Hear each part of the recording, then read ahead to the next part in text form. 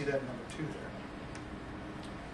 The limiting condition has to be at least 12 inches below the surface of the ground, where there's moderate risk soils, which again, they haven't defined that yet, so we're not sure exactly what that means. And then 6 to 12 inches from the surface of the ground in other situations. And then there's some judgment that can be used there. So slope topography, vegetation, and so forth. We can consider when thinking how much separation from the ground surface to the seasonal water table or the fragipan or so forth that we should be thinking about.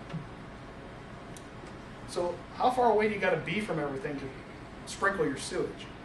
50 feet from adjoining parcels, dwellings, hardscapes, active areas of food production for human consumption, areas without vegetation, got to be 50 feet away because you're relying on the vegetation to help you out there to prevent runoff and so forth. And 25 feet from utility easements. So they're not ridiculous. Additional distances can be determined later. We want to minimize overspray, so yeah, you don't want this big cloud of aerated sewage flying onto the neighbor's property. So they might not be happy about that. OSU Bulletin, if you want to read more about this, I haven't even had a chance to read this yet. OSU Bulletin 912 is kind of the design manual that you can learn about this a little bit more. Certainly, you need to be thinking about runoff. What do you do about freezing? What do you do about snow application? All those things need to be considered. We should not exceed the dose rate of 0.2 inches per day of sprinkled sewage. Number 3, we talked about freezing. That's a big issue. You got to watch that, freezing. And it must be time dose. So this sounds very similar to drip and how it's controlled and operated. Here's another one. The surge capacity in the pump tank.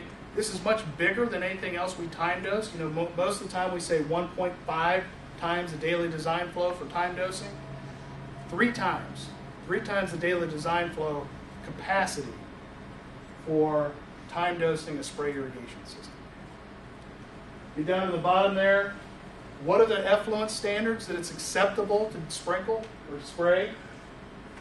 18 TSS, 15 BOD. That's the same as off-lot discharge. Same effluent standard. Fecal column. Remember I told you earlier, watch that number, 20? Here it is. 20 coliforms per 100. That's a very highly treated effluent. Because we're allowed to discharge even higher into a creek or into a storm drain. But now when you spray it up in the air and you put it on your grass, 20. So it's got to be very, very highly treated effluent to be able to do that. Control panel, with regard to this, it has to be able to do a few things. Alarms as usual, but it also has to be able to record events. So that you can troubleshoot system malfunctions, monitor flow, and so forth. But now we're having a recording, and I don't know if the panels do that now or not. Some of them probably do. But they have to be able to record events and tell what's going on for troubleshooting purposes. The time dosing also cannot allow, so you can't have a demand override. You can't allow effluent in excess of the peak daily design flow to be sprayed out there. So if your peak is 360, we don't want to be topping off every day at 360. There's got to be something that prevents it from happening. Hence the 3 times volume of pump tank. And guess what? You have to have electrical supply for heat so that you don't allow things to freeze. So what's this thing look like in my mind? I'm imagining, okay, so you got these rotary spray heads, and these rotary spray heads have to actually be specifically made and designed for reclaimed water. So there's specific spray heads. It's not just go to Lowe's and buy the sprinkler you stick out in your lawn and the kids run through it. By the way, I wouldn't recommend letting kids run through it. The spray heads will probably be about 18 inches to 3 foot off the ground. And then, you got to accommodate for snowfall. So you go farther north, and they probably got to be thinking, maybe 4 feet, I don't know, sticking out of the ground because snowfall also impacts this, certainly. Rain gauge. Got to have a rain gauge out there so you know how much you're applying, and you can get a sample of what you're applying. We want to properly sign everything so that you know that it's non-potable water that you're sprinkling on the lawn or in the yard. So it has to be properly labeled and stating that it's non-potable water supply. Part of this also is a landscape plan. So they're thinking, okay, you have to landscape properly to be able to use this technique. I don't know exactly what that means, but you got to have some vegetation. You can't be sprinkling it on asphalt and sprinkling it on bare ground or gravel or something like that. So, thing to think about there. Limit the drift of the spray. You see letter C there, prohibit vegetation exceeding 10 foot in height. You know, you're thinking of the spray head going around, you got these trees, you just bang, bang, bang on the tree stumps. Can't do that. Woody vegetation, at least 5 feet, 5 foot radius, so you don't want trees all around your spray head and all you're hitting is the tree. So, you know, things that are common sense, but I don't know, if in your mind, as I was reading this, I don't have any pictures to show you other than that first one. In my mind, I'm trying to think, okay, I see what this thing looks like. But at least you have some idea. Has to have a service provider and has to have a service contract, obviously. And they're required to submit annual samples to us so that we can verify that it's meeting the parameters of surface application and has to be inspected. So anyway, there's the new system that they put into these rules that we've never had or used before. Not sure exactly when we're going to see that happen, but another tool in the toolbox. Anybody who's a septage hauler here, I wanted to bring this up. Most of us aren't, but some of us do some hauling, and I want to bring this up for your attention. It's been a long time since I've read 503, so I don't remember exactly everything you're supposed to record there. But let me point out what they want you to record here in this law. The name of the owner, the address, the quantity of the sewage, removed from the premises, the condition, okay, this may not have been there, condition of the tank, presence or absence of baffles and tees, condition of the risers, of course, the date it was removed, and what plant you took it to. So probably a lot of that's already there. I didn't know if baffles and tees were there. Were they there before? No, I'm not sure. So they want you to record all this in a manifest so that you have those records.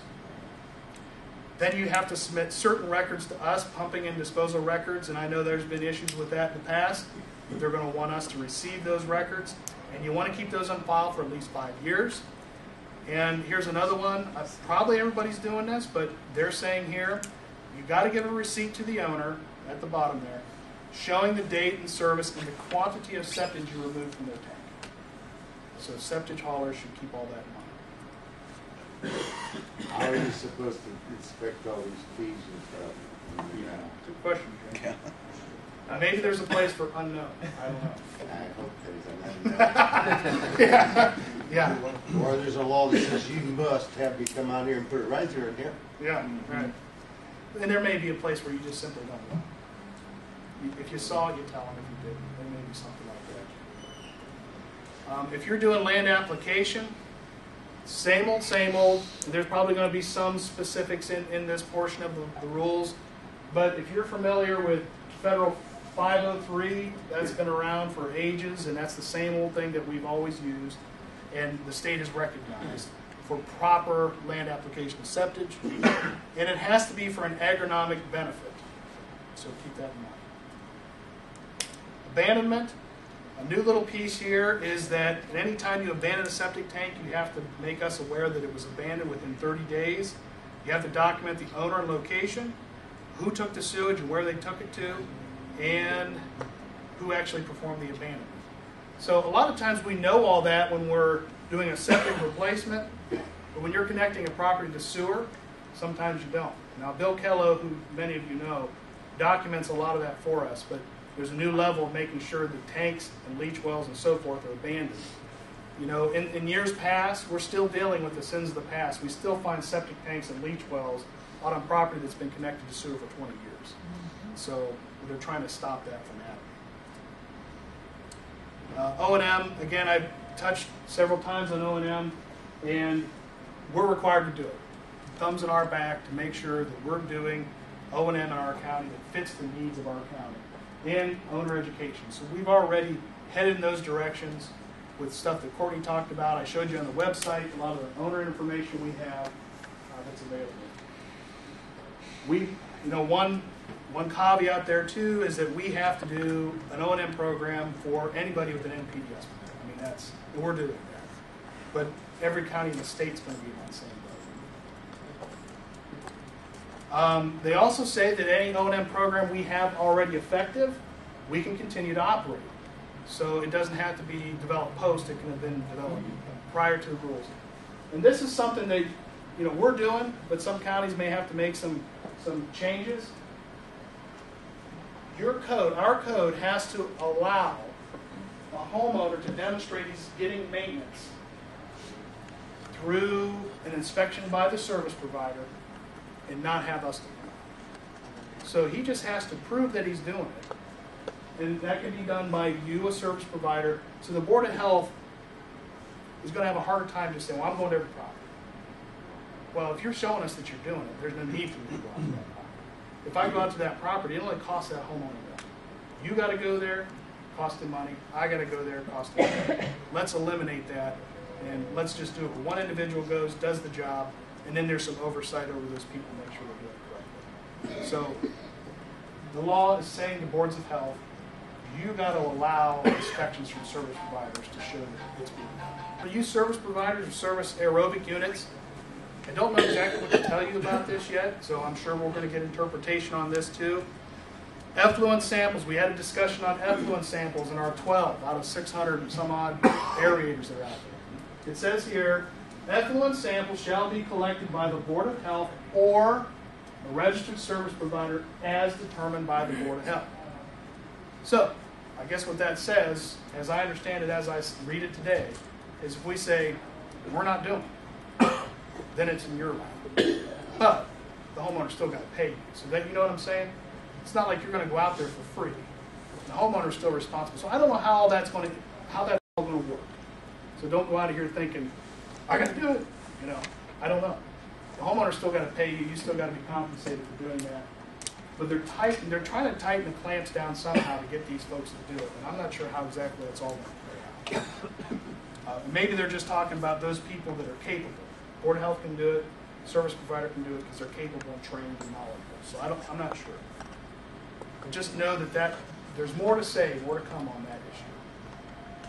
Sample. And that's it. That's all that we know as of today. And probably early next year we'll know more.